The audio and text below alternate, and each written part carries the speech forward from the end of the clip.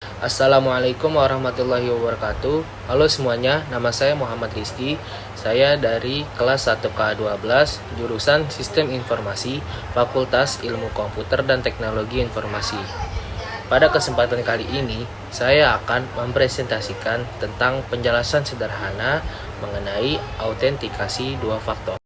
Nah, yang akan saya bahas pada presentasi kali ini, yang pertama itu ada apa itu autentikasi dua faktor. Terus, mengapa harus menggunakan autentikasi dua faktor? Bagaimana cara kerja autentikasi dua faktor? Dan yang terakhir, apakah autentikasi dua faktor paling aman? Masuk ke bagian yang pertama, apa itu autentikasi dua faktor?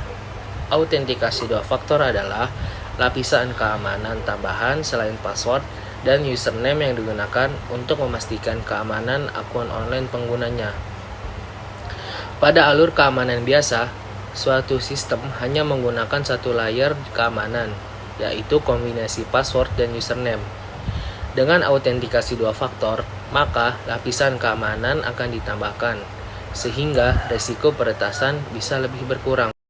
Sesuai dengan namanya, autentikasi dua faktor membutuhkan satu langkah ekstra atau faktor kedua untuk masuk ke sebuah situs atau akun online. Ketika user menggunakan autentikasi dua faktor, situs website atau aplikasi tersebut akan mengirimkan pesan teks berupa kode numerik ke ponsel user. Kode yang dikirim berfungsi sebagai kode verifikasi, sehingga user hanya diizinkan masuk setelah memasukkan kode tersebut ke dalam sistem.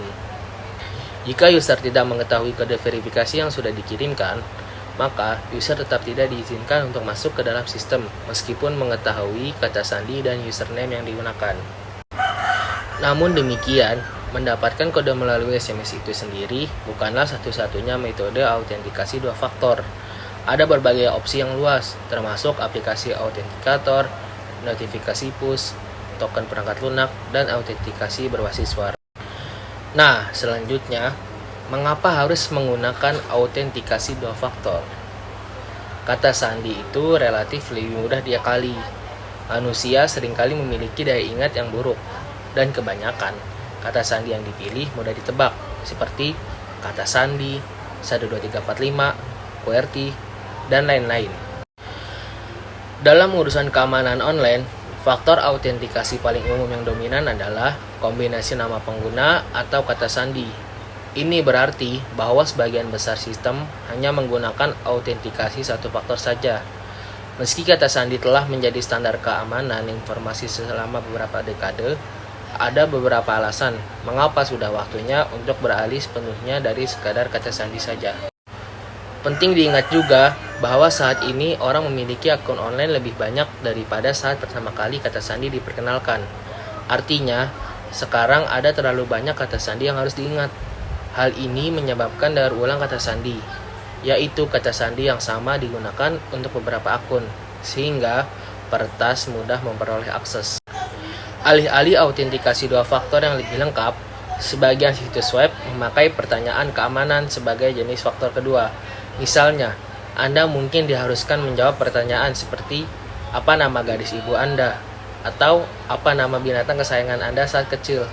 Meski demikian, ada banyak juga kelemahan yang terkait dengan kebiasaan seperti ini. Dengan banyaknya informasi pribadi yang tersedia di internet, peretas sering dapat menebak jawaban berbagai hal-hal mendasar seperti ini. Selanjutnya, perlu diperhatikan bahwa kebiasaan ini bukanlah autentikasi dua faktor sebenarnya, karena pertanyaan keamanan hanyalah faktor pengetahuan kedua. Anda pada dasarnya melindungi kata sandi dengan kata sandi lain. Arti seperti ini lebih dekat dengan verifikasi dua langkah, sebuah bentuk autentikasi yang tidak membutuhkan faktor-faktor berbeda, hanya langkahnya saja yang lebih banyak.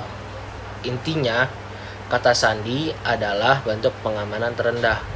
Itulah sebabnya autentikasi dua faktor semakin menjadi standar keamanan dasar bagi perusahaan. Nah, selanjutnya, bagaimana cara kerja autentikasi dua faktor? Pada umumnya, banyak cara kerja autentikasi dua faktor. Salah satunya yaitu OTP, One Time Password. Kode OTP adalah singkatan dari kode one time password atau bisa juga diartikan sebagai kode password yang hanya bersifat sementara dan dapat digunakan satu kali saja. Kode one time password umumnya digunakan sebagai password sekali pakai yang ditujukan untuk melakukan proses verifikasi di aplikasi smartphone. Keberadaan OTP bertujuan untuk menghindari tindak kejahatan digital atau cybercrime. Itulah kenapa penting menjaga kode one time password dan jangan sampai siapapun mengetahuinya. Karena itu, mari kita pahami seluk-beluk kode one time password ini supaya nantinya bisa semakin bijak dan cerdas dalam melakukan transaksi online.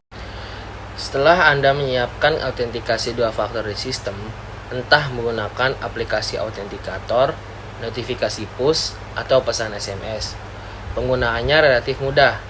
Nah, berikut ini saya akan memperlihatkan cara mengaktifkan autentikasi dua faktor pada akun Google. Yang pertama, buka akun Google Anda. Lalu, selanjutnya di panel navigasi, pilih keamanan.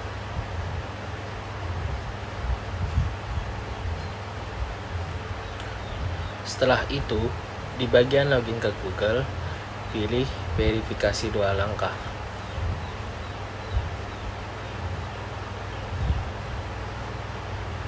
Lalu mulai.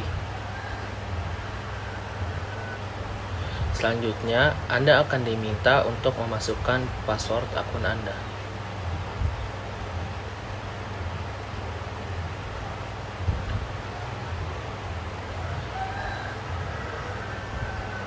Selanjutnya, akan muncul tampilan pilihan ponsel Anda untuk melanjutkan verifikasi selanjutnya.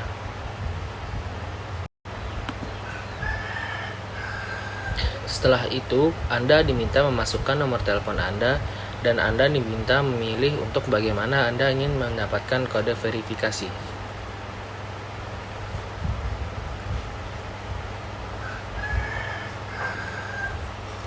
Selanjutnya, Anda akan dikirimkan kode melalui apa yang Anda sudah pilih sebelumnya dan masukkan kode verifikasi tersebut.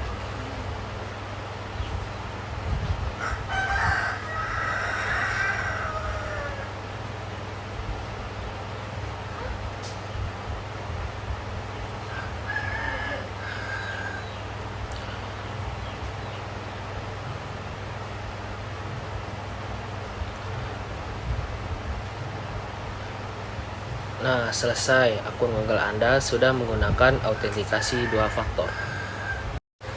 Nah, yang terakhir, apakah autentikasi dua faktor paling aman? Seperti yang dapat Anda lihat, manfaat yang terkait dengan autentikasi dua faktor itu sangat signifikan. Namun, autentikasi dua faktor bukanlah tujuan akhir dari keamanan informasi. Secara teoritis, Anda bisa memiliki autentikasi 3 faktor, autentikasi 4 faktor, autentikasi 5 faktor, dan seterusnya tanpa ada akhirnya. Meski pengguna pada umumnya jarang yang menggunakan autentikasi di atas 2 faktor, orang yang bekerja di lingkungan keamanan yang sangat tinggi dapat diharuskan menggunakan sesuatu seperti autentikasi 3 faktor, yang biasanya melibatkan penggunaan faktor melekat, seperti sidik jari atau pemindaian kornea mata.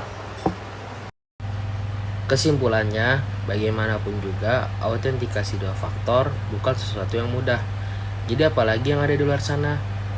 Ya, autentikasi dua faktor hanyalah subbagian dari konsep yang jauh lebih besar. Contohnya, autentikasi multifaktor. Nah, selesai sudah penjelasan sederhana mengenai autentikasi dua faktor. Bila ada salah kata atau salah pengertian, mohon dimaafkan. Karena saya hanya menjelaskan apa yang saya dapat dari internet. Kurang lebihnya mohon maaf. Sekian dari saya. Wassalamualaikum warahmatullahi wabarakatuh.